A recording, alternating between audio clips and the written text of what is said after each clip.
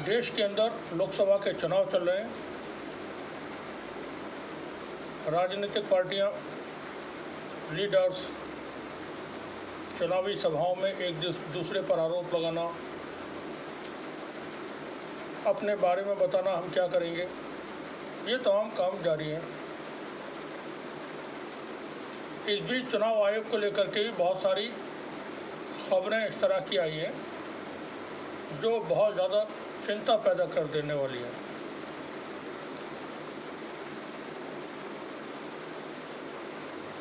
चुनावों के बीच अब जबकि सिर्फ 2 फेज के इलेक्शन बाकी रह गए हैं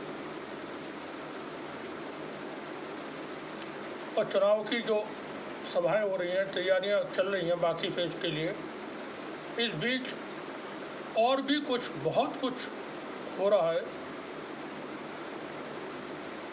कुछ बड़ा हो रहा है जिसकी जानकारी आमतौर पर लोगों को नहीं होगी। हमारा ये वीडियो थोड़ा बड़ा हो सकता है, लेकिन आप इसको आखिर तक देखिए। बहुत सारी ऐसी बातें हैं जो अब से पहले आपने नहीं सुनी होंगी टेलीविज़न पर या सोशल मीडिया पर, जो हम बताने जा रहे हैं।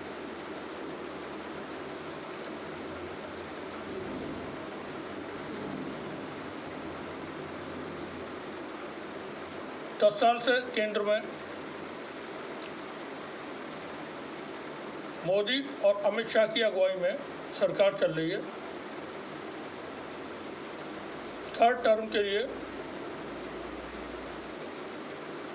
प्रधानमंत्री मोदी को फिर से पीएम बनाने की कोशिशें जारी हैं। इस बीच अब ये बिल्कुल तय मान के चले हैं अब कि भारतीय जनता पार्टी को या एनडीए को टोटल 200 से कम सीटें मिलेंगी। बीजेपी को 110 से 130, 150 के आसपास सीटें मिलेंगी। मगर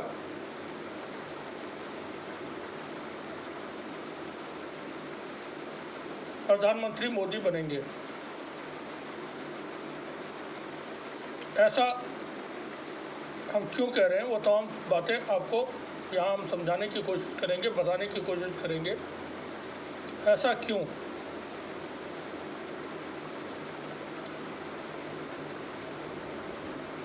आप हमारे पुराने वीडियो देखेंगे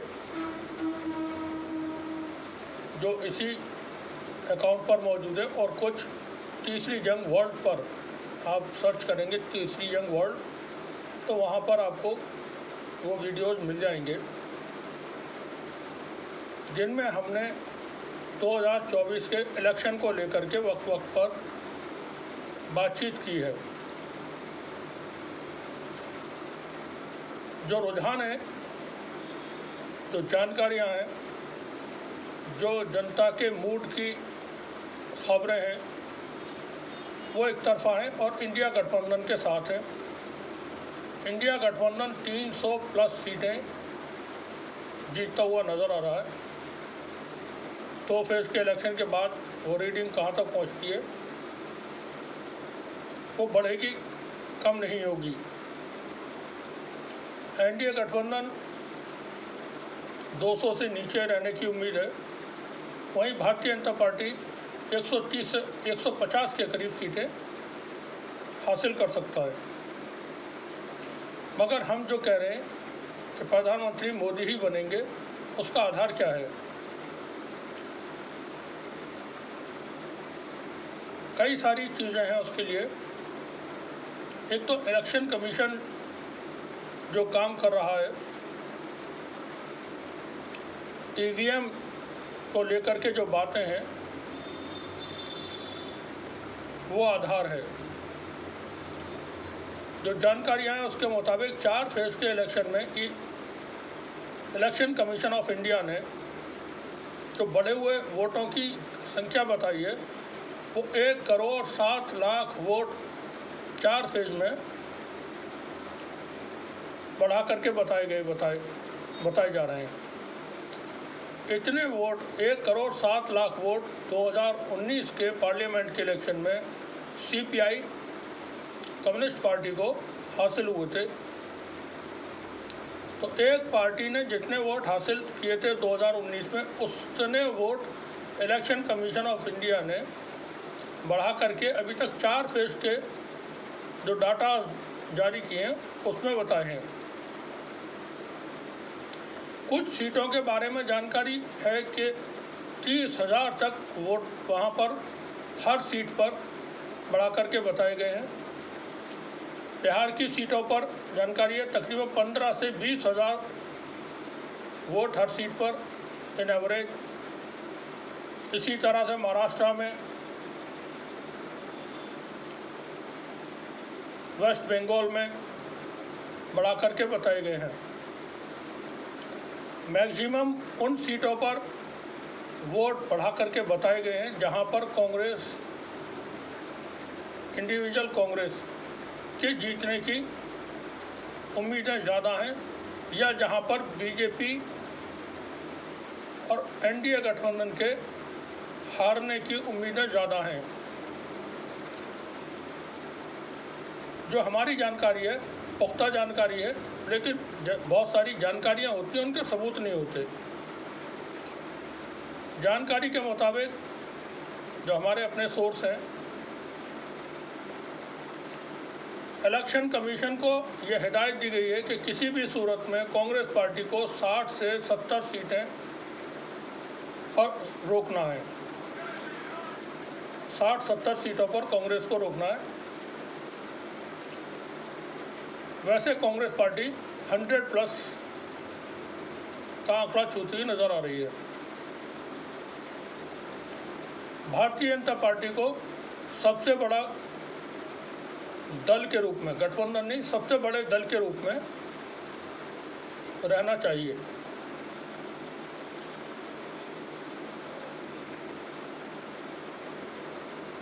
इलेक्शन कमीशन के ऊपर बहुत सारी बातें होती रही हैं। इलेक्शन कमीशन ने जो डाटा जारी किए उसको लेकर के सुप्रीम कोर्ट में association for democratic reform ADR ने और कई दूसरे लोगों ने पिटीशन दायर की हुई है। कल 24 तारीख को उसकी सुनवाई है।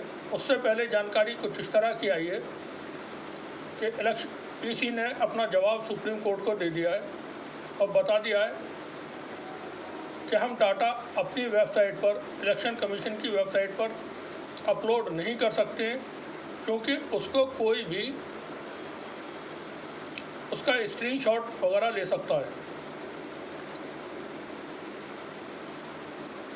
साथ ही फॉर्म 17 के बारे में किसी ने सुप्रीम कोर्ट को जो जवाब दिया है उसमें लिख करके भेजा है, वो भी हम आपको नहीं दे सकते हैं, क्योंकि वो जमा है स्ट्रांग रूम के अंदर। तो इलेक्शन कमीशन ने ठीक उसी तरह का जवाब दिया है जिस तरह से इलेक्टोरल बॉन्ड के वक्त में स्टेट बैंक ऑफ इंडिया जवाब दे रही थी। बाद में जब सुप्रीम कोर्ट की तरफ से सख्ती की गई तो SBI ने डाटा प्रोवाइड कराए थे। अब कल 24 मई को सुप्रीम कोर्ट के अंदर इलेक्शन कमीशन ऑफ इंडिया जो डाटा बढ़ा करके बता रहा है उस पर सुनवाई है। 25 तारीख को छठे फेज के इलेक्शन होंगे और लास्ट फेज के इलेक्शन 1 मई को है। अब इस बीच में क्या क्या हो सकता है उस पर हम बात कर रहे हैं। यह संभावनाओं पर बातचीत है, स्पेकुलेशंस नॉट प्रिडिक्शन। कांग्रेस को 60 से 70 सीटों के बीच में रोकने के लिए हिदायत दी गई है। भारतीय जनता पार्टी को, जैसा हमारा अपना मानना है, 130 से 150 के बीच में सीटें हासिल होंगी।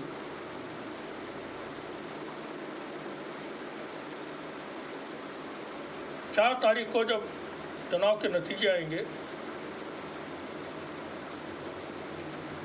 उस वक्त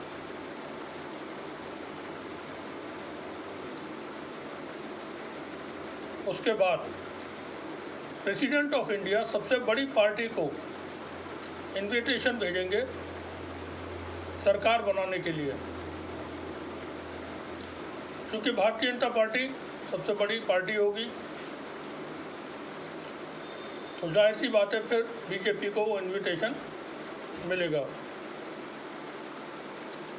अब मान के चलिए कि एनडीए के पास उस वक्त 200 से कम सीटें, 180 और 190 सीटें,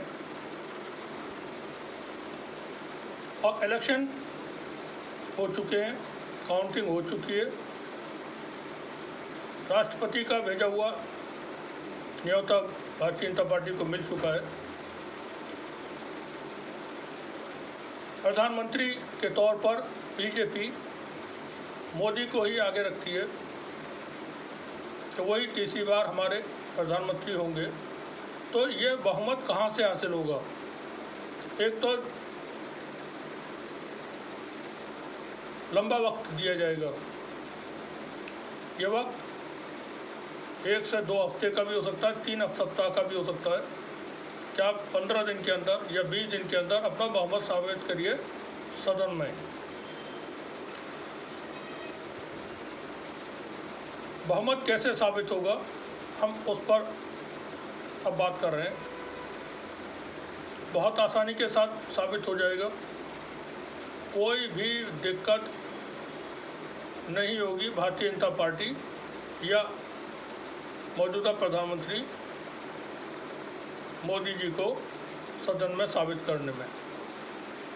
जितनी संस्थाएं हैं जो आज उनके पास है, सीबीआई, ईडी, इनकम टैक्स, वो 1 तारीख के बाद भी 4 तारीख को चुनाव के नतीजे आएंगे, तब तक भी उन्हीं के पास होंगी और नया प्रधानमंत्री बनने तक वो प्रधानमंत्री बने रहेंगे। तो सारी संस्थाएं उन्हीं के पास होंगी, वो संस्थाएं अपना काम करेंगी। भारतीय जनता पार्टी के पास पैसा बहुत है, वो पैसा काम करेगा। और जो इंडिया गठबंधन है उसमें कई दल हैं जिनको साथ में मिला लिया जाएगा। कौन कौन से ये दल हैं जो पीएम मोदी को समर्थन कर सकते हैं?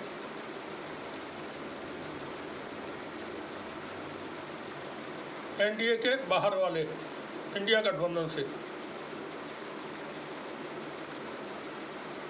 राजस्थान में कांग्रेस पार्टी इस बार, वहाँ की एक लोकल पार्टी है राजस्थान की, आदिवासी पार्टी, ट्राइबल पार्टी है, उसको उन्होंने साथ में लिया है। हनुमान बेनीवाल वो कांग्रेस पार्टी के साथ मिलकर के चुनाव लड़ रहे हैं। कांग्रेस के अलावा 2 सीटें राजस्थान में कांग्रेस के साथ में जो मिलकर के चुनाव लड़ रहे हैं ये हासिल कर सकते हैं। ये दोनों सीटें, दोनों जो सांसद हैं वो एनडीए गठबंधन के साथ समर्थन दे सकते हैं। ममता बनर्जी के पास अच्छी खासी सीटें होंगी, तकरीबन 30 के करीब सीटें टीएमसी के पास वेस्ट बंगाल में होंगी, ऐसा अंदाज़ा लगाया जा रहा है। ममता बनर्जी के भतीजे अभिषेक बनर्जी की पत्नी और कई सारे लोगों के खिलाफ ईडी की जांच चल रही है, सीबीआई की जांच चल रही है। हेमंत सोरेन की तरह उनकी गिरफ्तारी चुनाव से पहले हो जानी थी, लेकिन वो नहीं हुई है।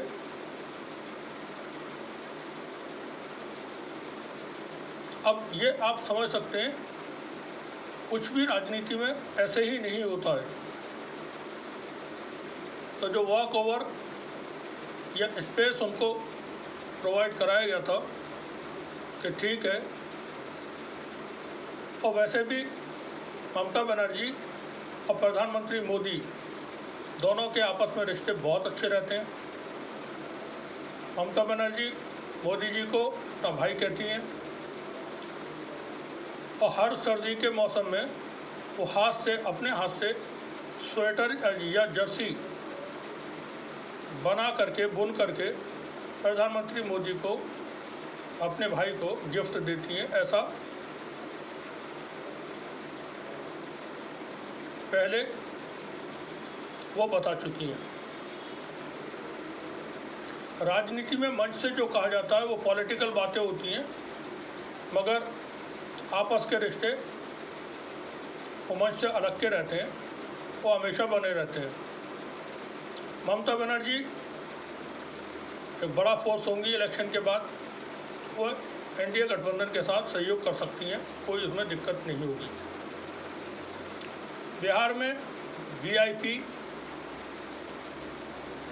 जो पार्टी है, जो अभी इंडिया गठबंधन के साथ मिलकर के चुनाव मैदान में है, मतलब एक स्पेकुलेशन है ये, कोई हम किसी को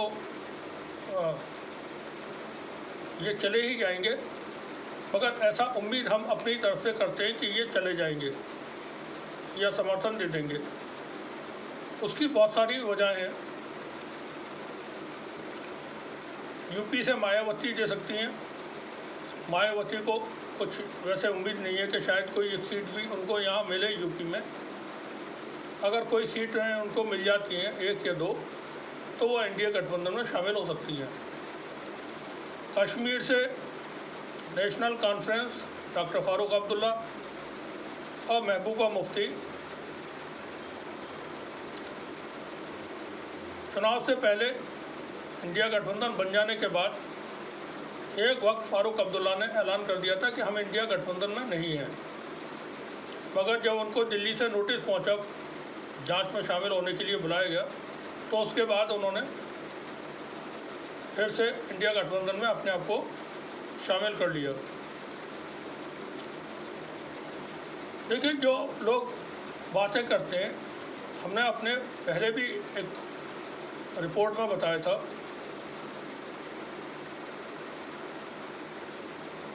आइडियोलॉजी पे बने रहना ये थोड़ा मुश्किल काम होता है। हर एक कोई नहीं रह पाता है आइडियोलॉजी पे कायम। राहुल गांधी, प्रियंका गांधी, सोनिया गांधी और उनके कुछ करीबी वो गांधी की आइडियोलॉजी पर हमेशा बने रहेंगे। हर कांग्रेसी को ये माना जाए कि वो गांधी की आइडियोलॉजी पर, नेहरू की आइडियोलॉजी पर बना रहेगा, मुमकिन नहीं है। हर बीजेपी वाले को ये माना जाए कि वो आरएसएस की आइडियोलॉजी पर काम करेगा, ऐसा मुमकिन नहीं है। लेकिन जो आरएसएस के लोग हैं वो आरएसएस की आइडियोलॉजी पर ही काम करेंगे, ये बिल्कुल तय है। तो जो दो विचारों की ये लड़ाई है मौजूदा इलेक्शन, गांधी वर्सेस आरएसएस के विचार,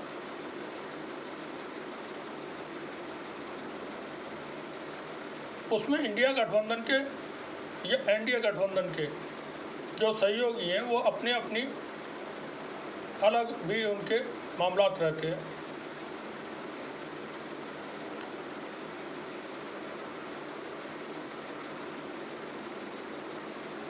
तो वक्त बहुत दिया जाएगा प्रधानमंत्री मोदी को बहुमत साबित करने के लिए, और वो 70-80 सीटों का जो जुगाड़ है, वो जुगाड़ वैसे तो इलेक्शन कमीशन ने ही सारा खेल कर दिया है, ईवीएम ने कर दिया है, बाकी भी हो जाएगा। एजेंसियां मौजूद हैं, पैसा मौजूद है। दूसरे कोई सूरत इस तरह की सामने आती है,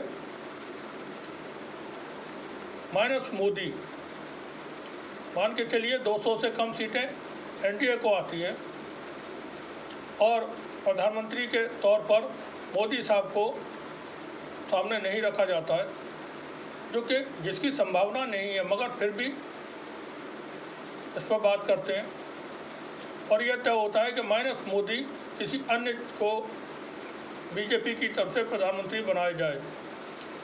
तो मीडिया में इस तरह का चर्चाएं रहती हैं। वरिष्ठ पत्रकार करते हैं कि नितिन गडकरी हो सकते हैं प्रधानमंत्री, राजनाथ सिंह जी हो सकते हैं प्रधानमंत्री, मगर न नितिन गडकरी प्रधानमंत्री पद के उम्मीदवार होंगे उस सूरत में, न राजनाथ सिंह जी होंगे। माइनस मोदी की कोई सिचुएशन अगर क्रिएट होती है तब आदित्यनाथ योगी चेहरा होंगे प्रधानमंत्री पद के लिए। माइनस मोदी अगर कोई सिचुएशन क्रिएट होती है तब माइनस मोदी का अगर ये फॉर्मूला लाया जाता है, उस पर शिवसेना उद्धव ठाकरे ग्रुप मोदी को सपोर्ट नहीं करेंगे। उद्धव ठाकरे माइनस मोदी कोई भी बात सामने आती है, उद्धव ठाकरे एनडीए उम्मीदवार को सपोर्ट कर देंगे, चाहे वो नितिन गडकरी हो, चाहे वो राजनाथ सिंह जी हो, चाहे वो योगी जी हो, XYZ कोई भी होगा, उद्धव ठाकरे उसको समर्थन दे देंगे। एनसीपी की तरफ से भी आप मान के चलिए कि वो समर्थन दे सकते हैं शरद पवार। ये मोटा मोटा हमने आपको एक सीन बताया है। वहीं और कुछ जो घट सकता है या घट रहा है वो क्या है, ये तो आप बिल्कुल कंफर्म हो जाइए, अपना जहन साफ कर लें कि 2024 के चुनाव के नतीजे 4 जून को जब आएंगे, प्रधानमंत्री मोदी पद नहीं छोड़ेंगे, अपनी कुर्सी नहीं छोड़ेंगे किसी भी सूरत में।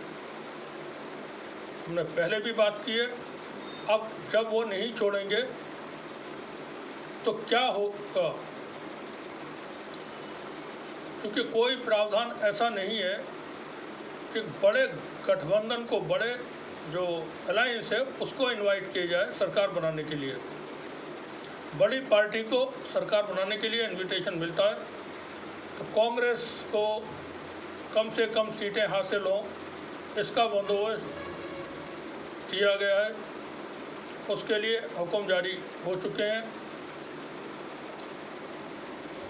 जो सबसे बड़ा दल होगा उसको इनविटेशन मिलेगा कि आइए सरकार बनाइए। साथ ही मीडिया में इस तरह की जानकारियां हैं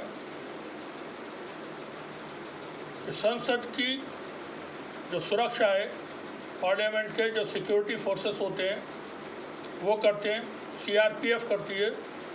पार्लियामेंट की सिक्योरिटी कई लेयर्स में की जाती है, first layer, second layer, interior और आउटलाइन, ये तमाम चीज़ें रहती हैं।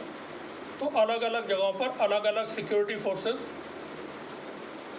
बाहर आउटर पर CRPF के सोल्जर्स तैनात रहते हैं, इंटेलिजेंस के लोग तैनात रहते हैं, अंदर पार्लियामेंट के अपने सिक्योरिटी फोर्सेस मौजूद रहते हैं। उन सबको हटा करके CISF के हवाले संसद की सुरक्षा की गई है और तकरीबन 3200 या 3500 सोल्जर्स के हवाले ये सिक्योरिटी की गई है।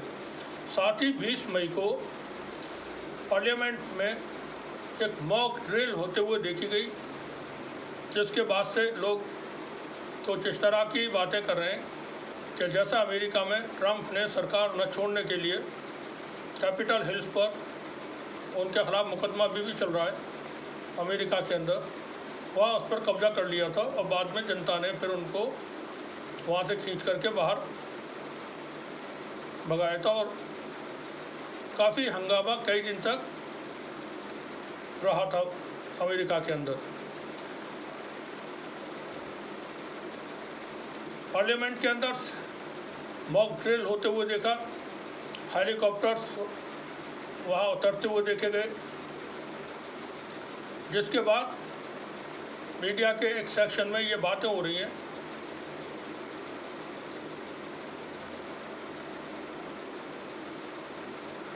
ज़बरदस्ती कब्जे की भी। साफ बात करें तो कुछ भी हो जाए हम सत्ता नहीं छोड़ेंगे, इस तरह का कुछ चल रहा है सीन। एक और भी चीज़ है, इस बार पुलवामा जैसा कुछ मिरेकल नहीं हुआ। 2019 में वो एक हो गया था जिसमें भारत के CRPF के 50 के करीब सैनिकों की जानें चली गई थी, और उसके बाद जो वेव पैदा हुई थी उसमें वो सारा इलेक्शन 2019 का हो गया था। NDA को भारी बहुमत उसमें मिल गया था। अब किसे BJP के लिए चुनाव लड़ना थोड़ा मुश्किल था, मुद्दे उसके पास नहीं थे। इंडिया गठबंधन की तरफ से बहुत सूझबूझ के साथ चुनाव लड़ा गया।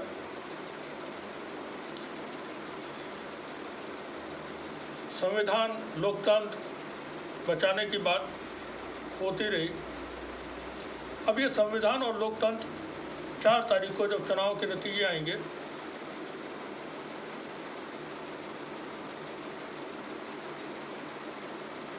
तो क्या ये आखिरी चुनाव मान लिया जाए इसको? क्योंकि जिस तरह का बिहेवियर इलेक्शन कमीशन का है, उधर 19 लाख EVM गायब हैं। इन EVM को लेकर के आप भास्कर में खबर पढ़ सकते हैं, TC जंग में खबर पढ़ सकते हैं, अमर उजाला में, दैनिक जागरण में, हर जगह आपको ये खबर 19 लाख EVM के गायब होने की मिल जाएगी। किसी ने भी उन EVM को गायब किया तो घर के अंदर सजाने के लिए नहीं गायब किए गए थे, चोरी करके उनको किसी कबाड़ खाने में कबाड़ी के ले जा कर के बेचने के लिए गायब नहीं किए गए, कोई म्यूजियम में रखने के लिए उनको गायब नहीं किया गया था। उनका इस्तेमाल होना था, इस्तेमाल हो रहा होगा।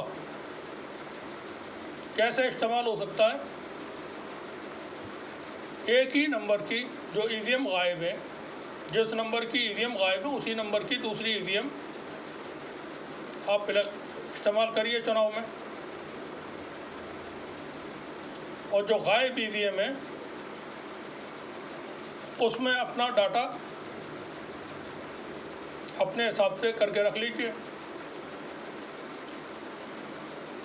वोट डलने के बाद जो EVM स्ट्रांग रूम में रखे जाने के लिए भेजे जाते हैं, या तो वो वहाँ पहले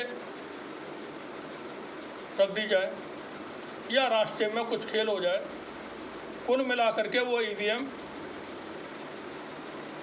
कहीं तो इस्तेमाल हो रहे होंगे जो गायब हैं।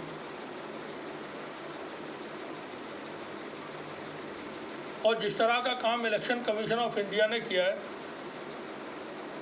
डाटा बढ़ाने का, तो इस तरह के इलेक्शन कमीशन और इन EVM के साथ जो नारा BJP ने 400 पार कर दिया था, तो ये 400 पार छोड़िए, 880 सीटें जो 2029 में इलेक्शन होंगे पार्लियामेंट के, वो 543 सीटों पर नहीं होंगे, वो 880 सीटों पर होंगे। तो 880 सीटें भी जीत सकते हैं इसी चुनाव में, इस इलेक्शन कमीशन और इन EVM के साथ में। हम बता रहे हैं 2029 का जो इलेक्शन होगा तब पार्लियामेंट की सीटें वो नए परसीमन होंगे और वो सीटें बढ़ेंगी। 2027 तक ये सारा काम हो जाएगा। तो 880 सीटें वो इसी चुनाव में 2024 के में जीत सकते हैं।